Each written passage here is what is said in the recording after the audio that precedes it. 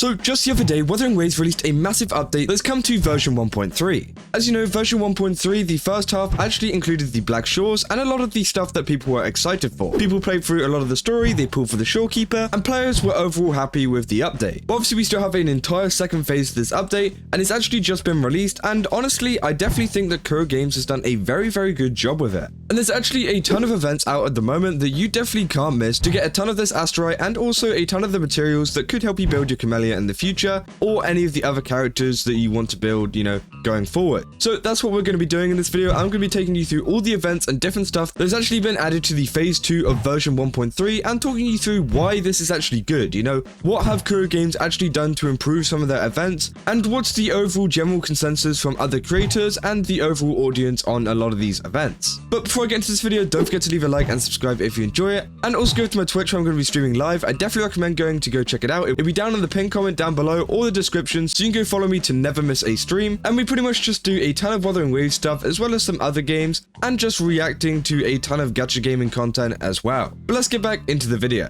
So this is a very rare one for me. We're actually in the game in Wuthering Waves, and we're going to take you through some of these events that are going on. Now obviously the first one, let's just get this out of the way. Jian is actually on the banner, and so far it seems like his banner is actually selling the least. I'll bring up a couple of little statistics in the corner, but compared to banners like Zheji and also Zhang Yao, he's actually sold even less. Now obviously it's only the first couple days, so only time will tell to see if people actually pull on him later on. But to be fair, I think this was to be pretty expected. I think Jian, a lot of people got him early on in the game because, again, he was the first 5-star character that came to Wuthering Waves. People were hyped for the game, and they just wanted any 5-star character, and they didn't want to wait for a character like Yinlin. Meaning that there's probably a lot of people that don't really want Jian. Now, obviously, me, myself, I don't actually have Jian. I saved up for Yinlin, and I don't really fancy getting him anyways because, again, they've kind of shafted him here with a lot of the banners that are surrounding it because we have Camellya coming up, and then we had the Shorekeeper last banner. So again, people are going to be very tied up to be like, oh, I don't know if I can pull Jian,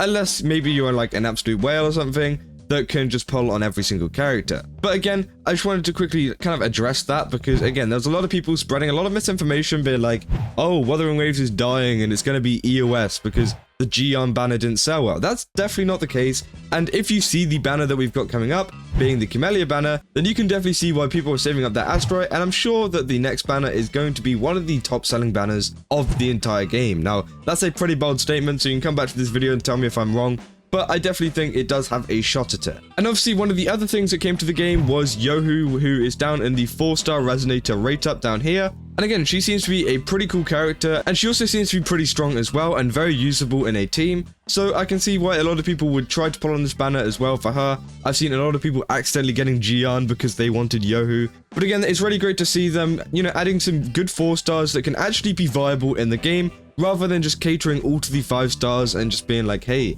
just use all of these 5-stars and forget about the 4-stars. And another way that they've actually done this is they've actually added Yohu to the shop for 80 coral. Now, I'm pretty sure they did say this was going to come out at 1.4, but they've actually added it early. I don't know if there's like less of a discount or something like that whenever 1.4 comes around. But again, she's in the shop right now and there's only one of her. So if you wanted a opportunity to get her, and maybe you don't want to pull on the Jian banner, then just, you know, do a couple pulls in the standard banner, get some of these coral, and then you can get Yohu. But again, I don't think she's necessarily like an unmissable character or anything like that. So, you know, it's totally up to you whether you like her or not. But now let's get into the actual event, which I actually had the pleasure of playing. And obviously, this first one is actually very cool. It's called the Infinite Battle Simulation. And well, a lot of people haven't really heard of this because, again, it is a kind of new event, I'm pretty sure. It does take a lot from a lot of the other events they've done in the past, including the kind of adding up these tactic points, which pretty much get you more and more rewards. As you can see here, I've done the first one, which is 40 asteroid, which is going to help out a ton.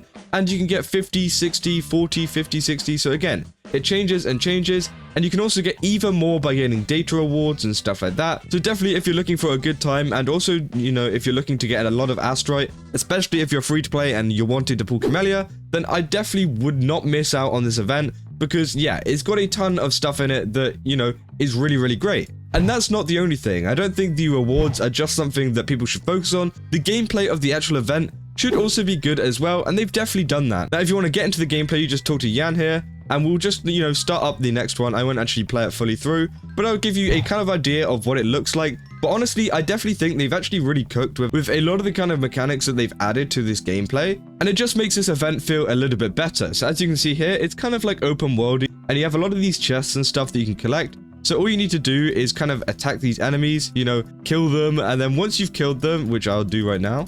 Okay, so now I've killed all of those enemies, you can actually go and collect this just like a normal chest or whatever. And then after that, you get a kind of buff. So this says increase attack by 15%, and that's essentially what the gameplay is. You go around defeating a lot of these enemies. Now, I don't know how it's going to change whenever we get onto bigger bosses and stuff like that, but you can see here that, you know, there's a ton of these chests dotted around, and there's a ton of these enemies dotted around for you to fight, and it's just a really good time overall. It allows you to test some of your damage with your characters, as well as doing a ton of damage with a lot of the buffs you get. Because obviously, as you go around doing all of these different, you know, challenges and stuff like that, you get a lot of buffs, which makes your damage go absolutely crazy, which I think is just a whole lot of fun. And you can kind of compare it to something like the simulated universe. As you know, the simulated universe, you go around, fight different enemies, at least the new one. I don't really know, you know, if it's changed at all. You go around, fight some enemies and stuff like that, and then you can choose buffs and different kind of equations and stuff like that, so that you can increase your damage. And it's kind of similar to that, except maybe they're a little bit less nuanced whenever it comes to, you know, the overall buffs you can get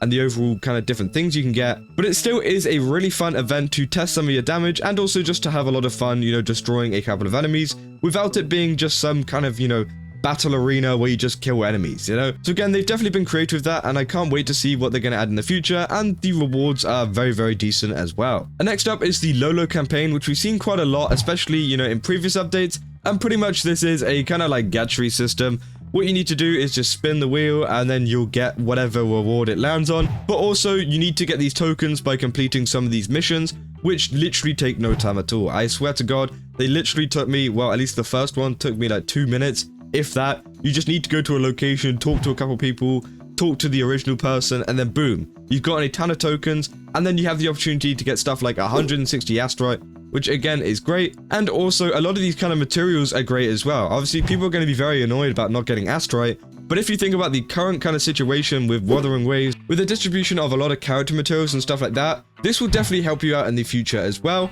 And it's really, really great to see that they brought this back, and that, you know, it's such an easy event for you to do, so I definitely wouldn't miss out on this one either. And then finally, if you're watching this video, then you only have 4 days to do this now, is the Solaris weather forecast, which again, I mentioned on one of my previous videos. And yeah, it's a really cool event, it's really easy to do. It literally took me like 5-10 minutes to clear all of the levels. It's like a little kind of like parkour event, and that's all you need to do. You just go around doing a little bit of parkour and grappling and stuff, and then boom, you got 400 asteroid and a ton of other materials too. So again, another one that you can't miss out on, and there's only a few days left of that, so I definitely get around to doing it. And yeah, that's pretty much it for a lot of the events that have come in the second phase of 1.3. We also had the addition of the Encore story quest, which I will be playing on stream on Saturday, so it should be today whenever this video actually comes out. I'll be playing it later on at about like 7 PM BST. So again, I'm super excited to see what kind of happens with Encore and what she does. And it's just very interesting that Wuthering Waves are kind of giving us a little bit more lore on the standard 5-star characters, and just giving us a bit more context. Now, obviously, we have other characters that a lot of people really want to find out about, like Kuro, but again, I think we're gonna have to wait until his region actually fully comes out, because he's from a different kind of area. But it is good to see, you know, characters like Encore getting their kind of attention now, and it's a good little filler bit in between the story. And I definitely think this is where Wuthering Waves have done it really, really well here, is that they've added a ton of really good stuff to kind of get us prepped for 1.4. Not only are they getting us prepped with rewards and kind of materials and everything like that, but they're also getting us prepped in the sense that they've given us a lot to do in the meantime. Because obviously Wuthering Waves is a massive open world game anyway, so people are probably still stuck playing the Black Shores and wandering around there. But also, you know, you have stuff like the Infinite Battle Simulation, the Lollo's campaign, Solaris Weather, where you can do all of this while waiting for the 1.4 update, as well as a kind of like story quest, which can, you know, act as a little bit of a filler in between. Now, I'm not going to go ahead and say this is one of the biggest updates they've ever added of all time, because again, it's not, but it's definitely a good kind of a showcase of what you can do in between, you know, some of the bigger updates. And I'm just super excited to see what other stuff they can add in future filler updates, because again, there's going to be more in the future. Let's not be around the bush here. Every single gacha game out there has a filler update, has a filler or a kind of second phase update, which I definitely think, you know, is a good thing, because again, it allows Kuro Games to work a lot more on their main updates and to make them a lot more impactful. So yeah, let me know in the comments what you guys think about this. Do you think that some of these events are good? Which ones are you going to be playing? You know, which ones have you already started playing? Because again, I'm super interested in which one's your favorite, as I definitely think mine so far is the Infinite Battle Simulation, as they've added a ton of really cool mechanics there, and I get to do a ton of damage with my Chang-Li. But yeah, that's about all I got for this video. If you did enjoy it, then don't forget to leave a like and subscribe. And as I said, go over to my Twitch where I'm going to be streaming live. It'll be down in the pinned comment down below or in the description. Again, the link will be there, so you can go give it a follow, and then you'll pretty much get notified as soon as I go live, so you can join in on the stream and some of our conversations going on around Wuthering Waves and just some other gacha related content. But yeah, that's about all I got, and I'll see you guys in the next one. That's all. See ya!